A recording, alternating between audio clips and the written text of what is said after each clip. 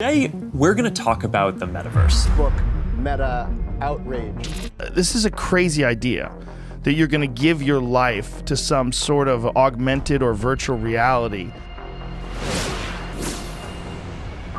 They're all competing, first of all, to like inflate your sense of beauty.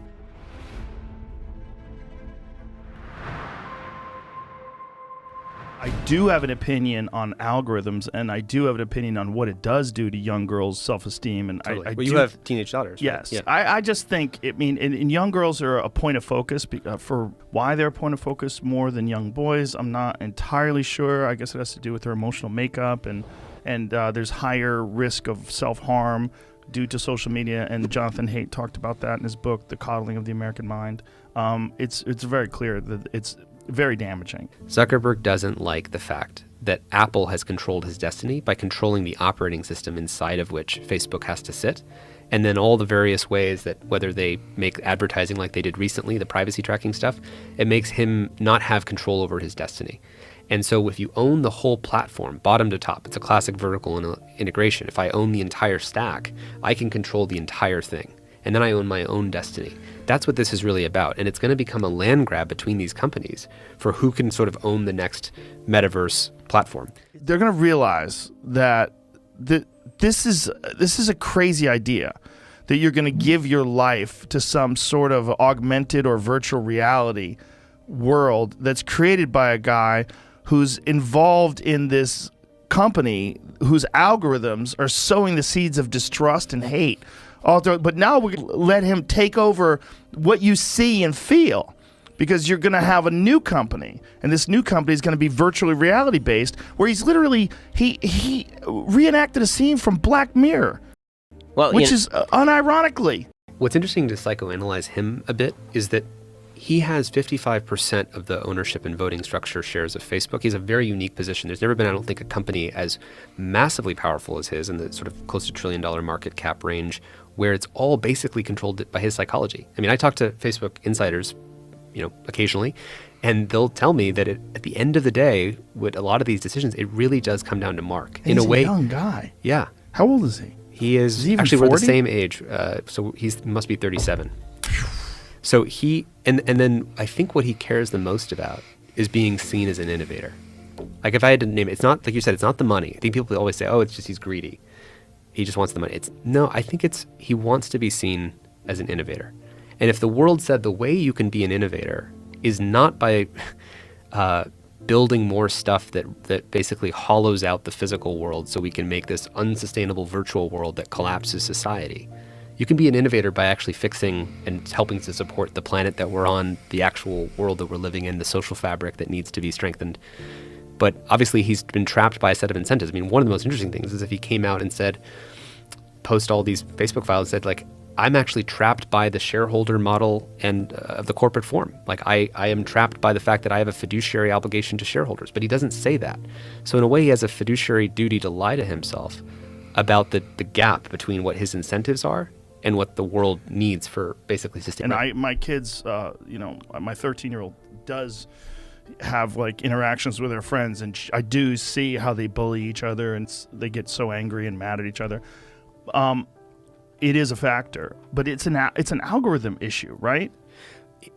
There's multiple things here. So the first thing is just to kind of set the stage a little bit. I always use E.O. Wilson, the sociobiologist, who sort of defined what the problem statement for humanity is. He said the fundamental problem of humanity is we have Paleolithic emotions and brains, like easy brains that are hackable for magicians. We have medieval institutions, government that's not really good at seeing the latest tech, whether it was railroads or now social media or AI or deepfakes or whatever's coming next. And then we have godlike technology. So we have Paleolithic emotions, medieval institutions, godlike technology. You combine that fact, that's the fundamental problem statement. How do we wield the power of gods without the love, prudence, and wisdom of gods? Which is actually something that Daniel taught me.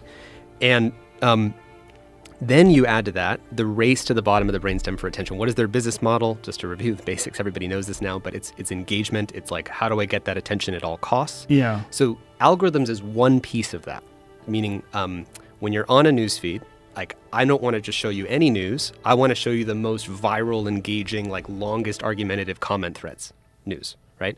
So that's like pointing $1 trillion market cap AI at your brain, saying, I'm going to show you the next perfect boogeyman for your nervous system, the thing that's going to make you upset, angry, whether it's masks, vaccines, Francis Haugen, whatever the thing is, it will just drive that over and over again and then repeat that thing. And that's one of the tools in the arsenal to get attention, is that the algorithms. Another one is technology making design decisions. Like, how do we inflate people's sense of beautification filters? In fact, just recently, since we talked last time, I think it's a MIT Tech Review article showing that they're all competing, first of all, to like inflate your sense of beauty. So they're doing I think you did filters. This thing, the filters, Yeah. right? People know this stuff; it's very obvious. But they're competing for who can give you a nicer filter, right? And then now, instead of waiting for you to actually add one, TikTok was actually found to actually do like a 2%, like just bare beautification filter on the no filter mode.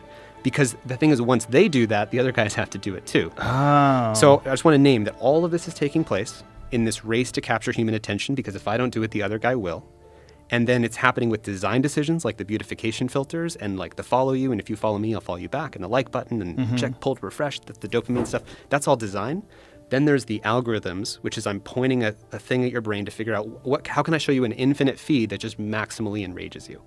And we should talk about that because that thing drives polarization, which breaks democracy. But we can get into that. Oh, Daniel, let's bring you in here. So how did you guys meet, and how did this sort of dynamic duo come about? Yeah, I was working on studying kind of catastrophic risks writ large. You've had people on the show talking about risks associated with AI and with CRISPR and genetic engineering and with climate change and environmental issues, escalation pathways to war and all these kinds of things. And I think it's a pretty common question of like, how long do we have on which of these, and are we doing a good job of tending to them so that we get to solve the rest of them? And then for me, there were so many of them. What was in common driving them? Are there any kind of like societal generator functions of all of the catastrophic risks that we can address with to make a more resilient civilization writ large? Tristan was working on the social media issues, and when you had Eric on, he talked about the twin nuclei problem of atomic energy and kind of genetic engineering, and basically saying these are extremely powerful technologies that we don't have the wisdom to steward that power well. Well, in addition to that is all things computation does.